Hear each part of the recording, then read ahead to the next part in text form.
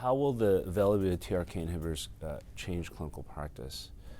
I think larotrectinib and also other TRK inhibitors. One, it is really kind of one of many firsts, right? Because it's the first histology agnostic treatment approved, small molecule inhibitor approved based on genetic abnormalities, right? And I do think that there will be other similar agents that arise in the next several years, right? And so how that will change practice is that increasingly the importance of multi-panel next-gen sequencing testing will be crucial to help identify these patients who have really truly profound transformative benefits from some of these drugs. And so I think one message I want to get out of this is for those who are out there, if you have the opportunity to test your patients, if patients are listening to this, is that they try to get themselves tested, or that patients, that the oncologists go out and test them for NGS panel. And I'm not a spokesman for any of these testing agencies. I just realize how powerful it can be if we can identify these patients who are have truly driving oncogenic alterations that we have drugs for. The biggest impediment to the use of TRK inhibitors in the clinic is really testing and identifying patients that harbor TRK fusions. And really, I think that ultimately this is going to happen predominantly through the use of larger panel type testing, where you have the ability not only to test for TRK fusions, which again can be something like 0.5% event depending on the cancer type, but also all the other actionable alterations, and also the other tumor agnostic biomarker, microsatellite instability. So through a kind of single genomic test, you screen for all the both tumor specific and tumor agnostic biomarkers in that patient. And among those that are obviously are harbor TRK fusions, I would certainly recommend that they be treated with TRK inhibitors.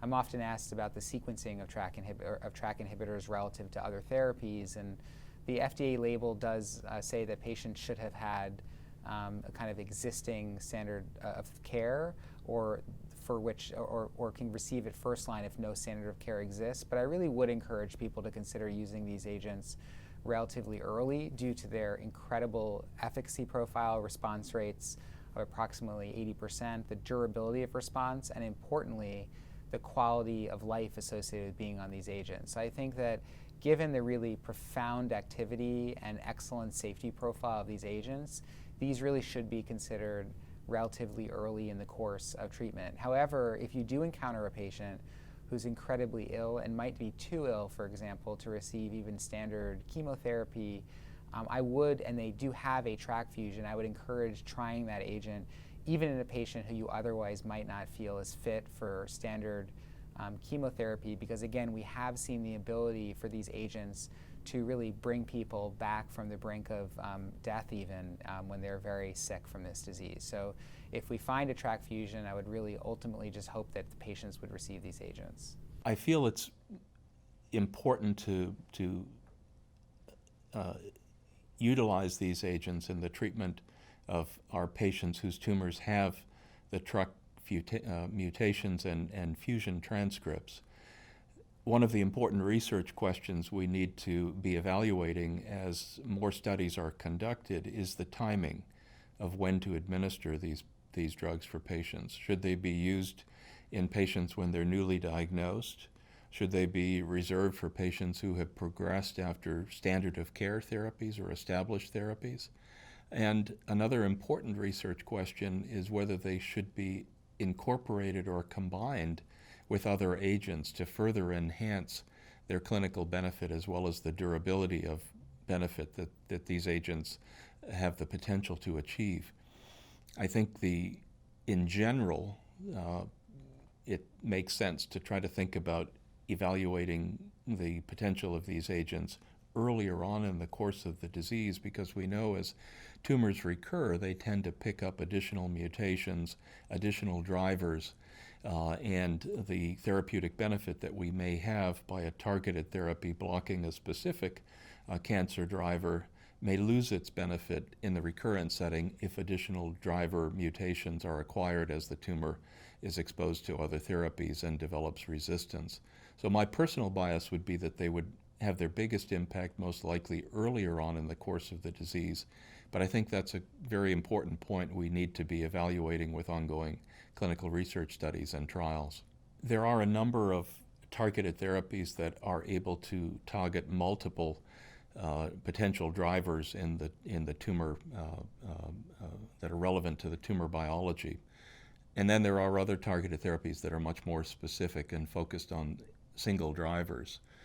In general, the preference for many oncologists is to utilize the inhibitors that are more specific because they tend to have fewer side effects for patients.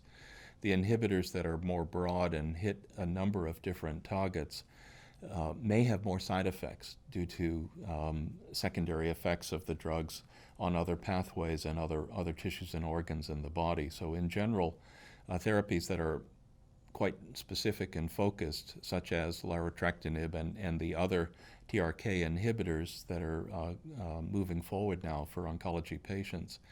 I think that's one of the keys to their safety and their excellent tolerability is that they are quite specific. They really are capable of affecting the tumor and having minimal impact on normal tissues and organs of the body.